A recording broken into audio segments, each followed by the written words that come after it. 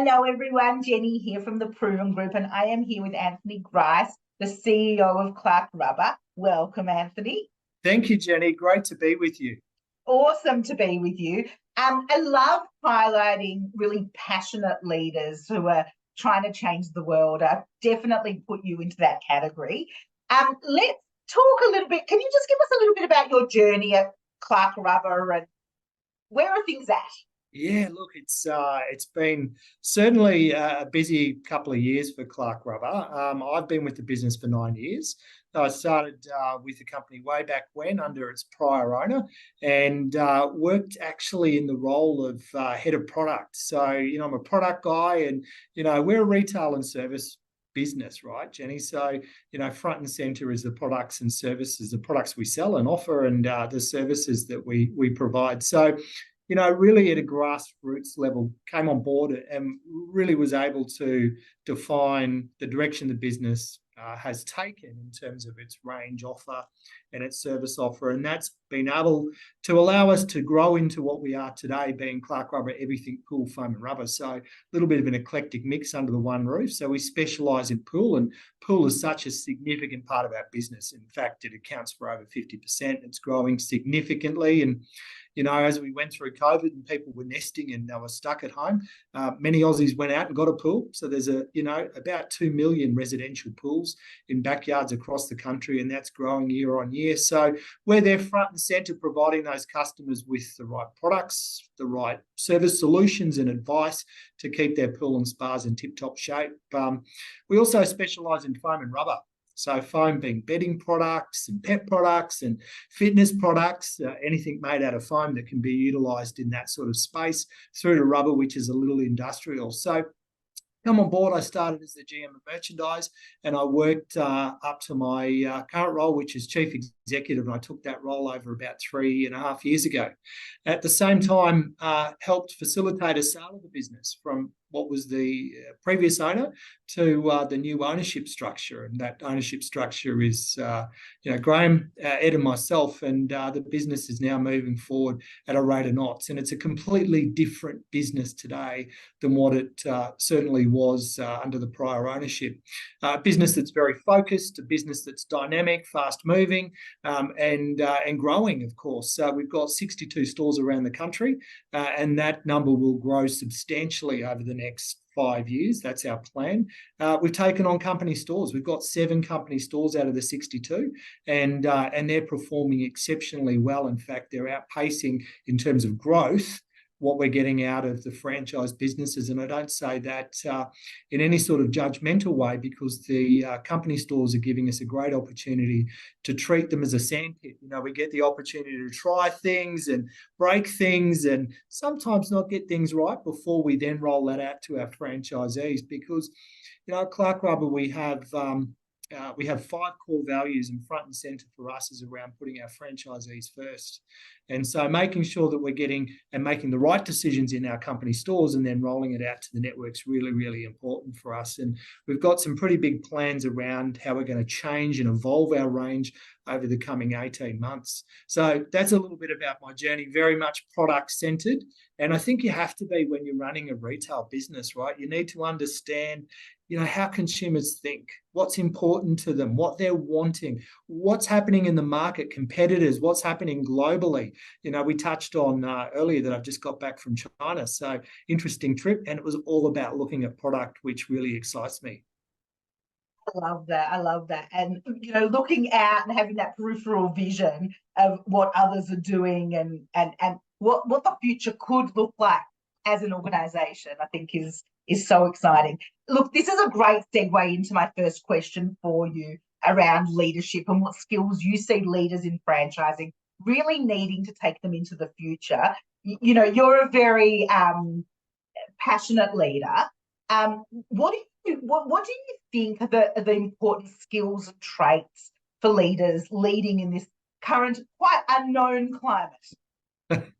Wow, where do I start? Look, I think you need to have a box of different skills, right? It can't be a one-trick pony. So passion is certainly there. You need to be passionate about the brand, right? You need to be passionate about the business that you represent and you lead. And I think that if you're not, you'll get found out. So how do you inspire a team if you're not, the cheerleader that's really pushing the brand forward and taking people on that journey?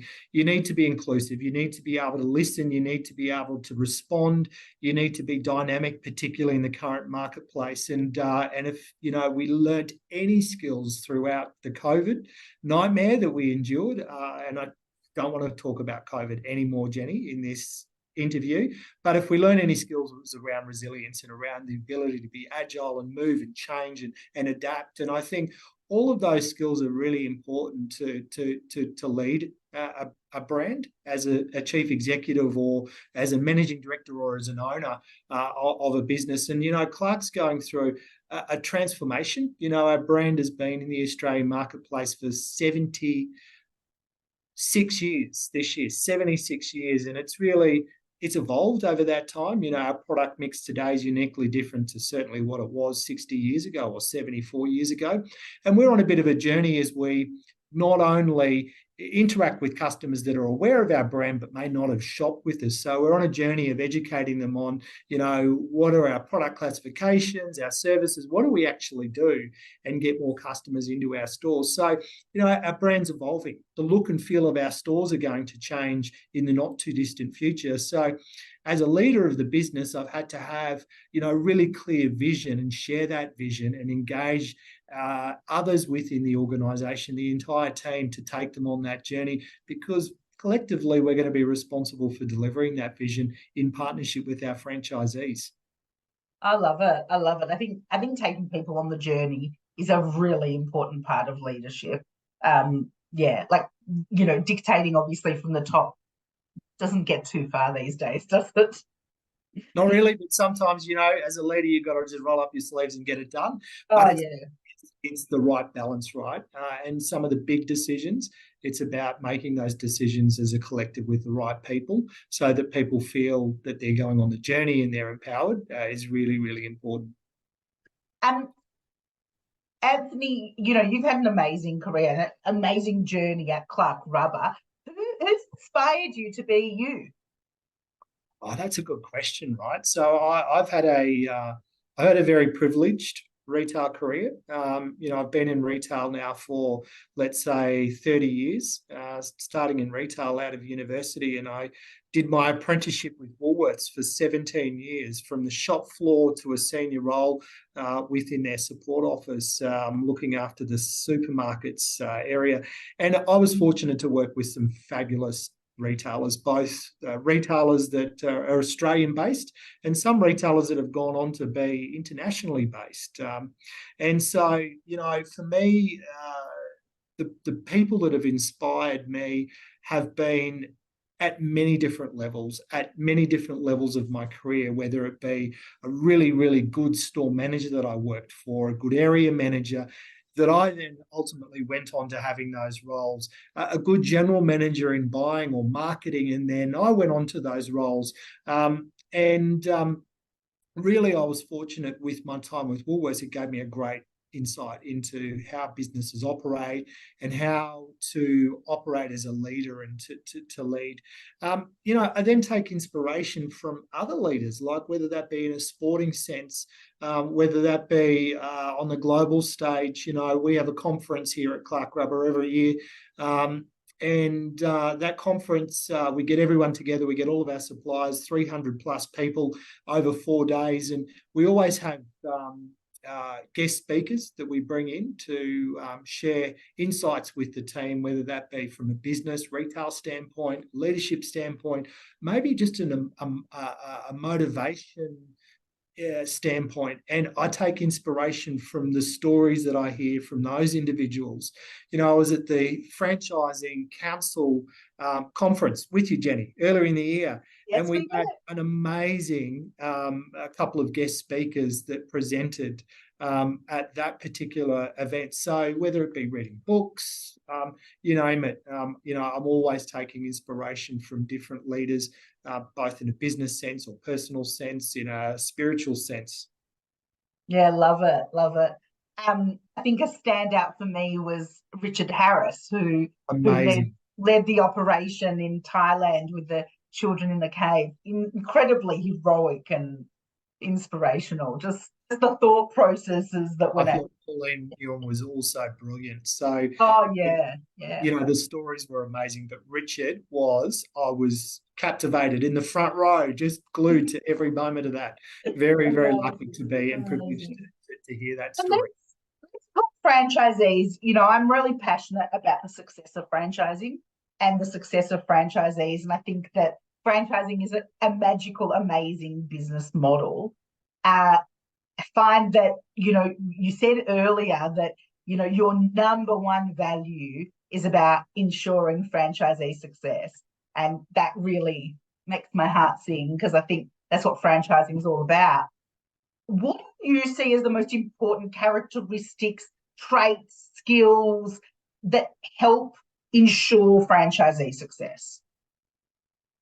Well, I'm going to refer to the first question. And really, I talked about this box of tricks. I think, for me, and I say this to my team all the time, the sign of a really good franchise system is its ability to take people from all walks of life and turn them into successful business owners. So that's easier said than done, right? You need to make sure that you've got the right support solutions, that you've got the right recruitment strategies, that you've got, that in franchising, you're dealing with individuals that have, like the rest of us, have personal issues, they have financial issues, they have health issues. All of these things will influence their business over their life cycle. So first and foremost, you want to attract franchisees that bring to the business a certain level of skill. And in our business, our business is a retail. We deliver our services and products through retail. But a large chunk of our business is skilled. It's like a trade. So servicing pools and building pools. So, having a franchisee that comes from maybe a trade background, tick. A franchisee that's come from a retail background, tick. So, when we're looking to recruit, we're looking for franchise partners that have those experiences potentially, but you don't always get it. So for me, it's around attitude. It's around, the ability to physically deal with the demands of a retail business. And sort of as we come into the Christmas period, those demands, particularly for us as a seasonal business, just sort of go through the roof. So, someone that's resilient, someone that is able to really give the business their all and come on a journey with us. We've been over the last 2 years in particular, seeing off a lot of our long-term franchisees. In fact, we've refreshed about 60% of our network. Oh. And we had franchisees, the median age or the median tenure, I should say, with us and our brand was sitting around about 15 years. Like, this is a long period of time. Yeah. So we've had franchisees that have really helped pioneer the development of our brand in Australia. And so over the last 2 years, we've seen a lot of them retire and be able to sell their businesses and then go away and retire. So we've welcomed a complete fresh bunch of franchisees, which is brilliant for the brand, fresh ideas, enthusiasm, vigor, passion. And we're really starting to see those businesses now under a new leash of life take off. So, the skills in summary, I think that, again, a good franchise system should be able to take people from all walks of life with all skill sets, all backgrounds and experiences, and turn them into good service providers, if that's the franchise model, good retailers, if that's the model, good fast food operators, if that's the model, and that's the beauty of franchising, right? I mean, that's really the purpose of us existing, right? Totally, totally.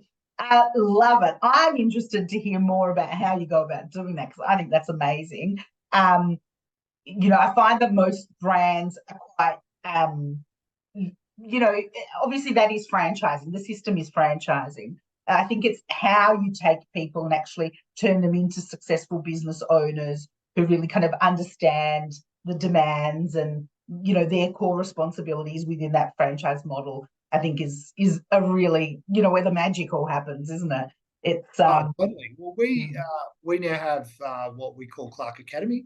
So every new franchisee goes through a dedicated 3-week training program here on site in a national support office. So 2 weeks in a classroom, and then a further 1 week in the classroom, 2 weeks in store, and they get ongoing support and training through a buddy system as they start to come up to speed with our systems, processes, procedures, and, you know, most importantly for us, product knowledge. So it is an never-ending cycle of continuing to invest in people as they come on a journey with you as a franchisee. I absolutely love it. Anthony, could talk to you all day long. So many insights and amazing content to share. I love that we're able to share experiences from someone like yourself and share it with others who don't necessarily have that level of experience. So thank you. Really, really Pleasure. appreciate your time. Thank you. Great to see you, and I look forward to actually catching up with you in person very soon.